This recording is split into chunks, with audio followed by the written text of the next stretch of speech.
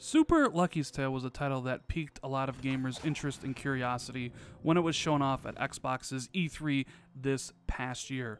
Well, it comes out on November 7th, just a mere 5 days away. It retails for $30. It is an Xbox Play Anywhere title, which means if you buy it on Xbox, you get the PC version or vice versa. I have finished the game, and I'm ready to talk about what I thought about Super Lucky's Tale. What is going on, guys? Randall Thor 19, the man with the million, back again with another video. And I want to thank Microsoft and Playful Corp, the devs of the game, for sending over a code for the purpose of this video.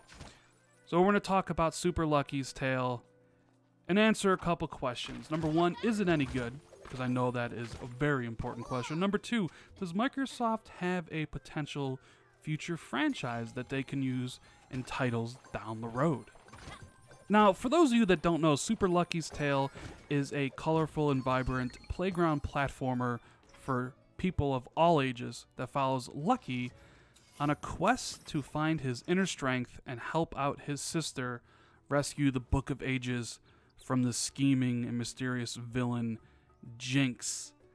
And that's basically all the story you're going to get in this game, and that is fine because the core of Super Lucky's Tale is the platforming and the different varieties of it that you'll find throughout the game.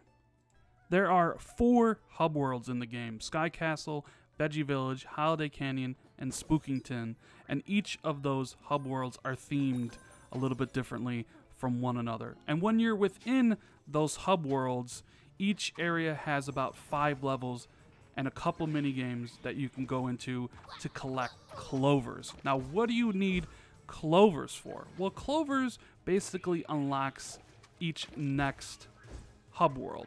So to fight the boss of Sky Castle, you need 10 clovers. To fight the boss of Veggie Village, you need about 30. Holiday Canyon, you need about 60, and so on and so forth. Now, how you get those clovers is by playing the platforming levels in each one of these hub worlds.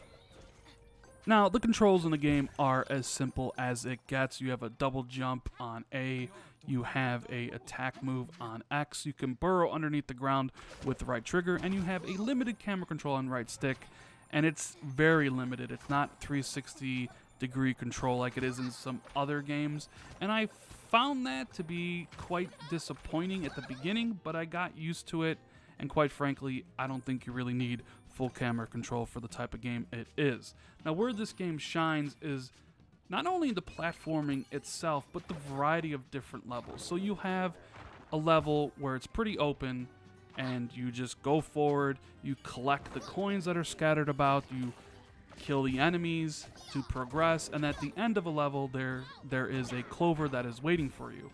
But each level features more than just one single clover. It also features 3 other ones for a special task. One for finding a secret clover somewhere else, because there's always secret things hidden into the game, whether it's a foxhole where you go into and do some timed event which requires you to collect coins or do something in a very short amount of time to get that clover. And also there are 5 or 4 letters strewn about the game, an L-U-C-K-Y. And when you collect all of those, you'll get another clover, and the coins that you collect when you reach 300 in a level, you'll get a clover. So with all 4 of those clovers, you can finish the level and move on to the next one. And the next level you go to will be different from the one you just played, and that is how the game keeps from being stale. So you have the open world, semi-open world levels where you go around, collect the coins, find the lucky symbols, get to the end, and grab that clover. But you also have the side-scrolling 2D levels, which are actually quite fun and spice up the game quite a bit. And they're actually pretty different as you go from hub world to hub world. So it always keeps it interesting.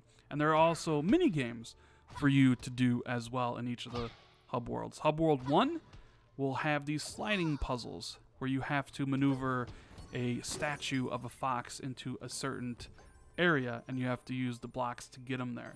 Pretty easy in the first area, and they have a little more difficult version of them in the third area. And also, in the second world, there is a marble puzzle. So you get shrunk down into this tiny fox and you get put into a ball. It's kind of like Super Monkey Ball, and you roll around this maze that you tilt with your controller to get to the end. There's 4 of those in the game, World 2 and World 4, and there's also what is called a burrowing level, which you don't control. You can't stop Lucky from moving. All you can control is his jumping and if he burrows under the ground to avoid obstacles. So there's a lot here between the different styles of platforming levels, whether it's strictly 2D or whether it's 3D and open, to the different mini-games that the game features. And at the end of each world, when you have enough clovers, there is a boss fight, which are pretty easy, kind of fun. There's 4 of them in the game, with the last one being a little bit difficult in my opinion. It actually took me quite a few tries to beat it, whereas the other 3 boss fights didn't take me as long. Now, if you're asking how long the game is, I completed it in about 7 hours, and for achievement hunters out there, this is a easy 1,000. So pick it up if you want that easy completion. There are 99 clovers to get in the game, and I currently have 84 of them, so I'm going to go back and get the rest. I ended up really enjoying my time with Super Lucky's Tale. I thought the game was fun, and I really enjoyed the different variety of platforming levels the game offers. However, there are a couple negatives I wanted to draw some attention to. One being that the game crashed on me a ton, at least 15 times. Now, I am in the Insider program, the Preview program on Xbox, and I am using an Xbox One S, so that may not be an issue for you, but it impacted a little bit of the enjoyment when I constantly had to quit out or the game would crash when I would get to a certain part. So despite all the crashing issue I had, I really enjoyed this game. It's fun, it plays well, and there's a good variety of different platforming levels on display for you, and I had a great time trying to find every secret each level offered. So if you're a fan of platformers, do yourself a favor, pick this game up. I don't think you'll regret it. I think you'll have a good time like I will.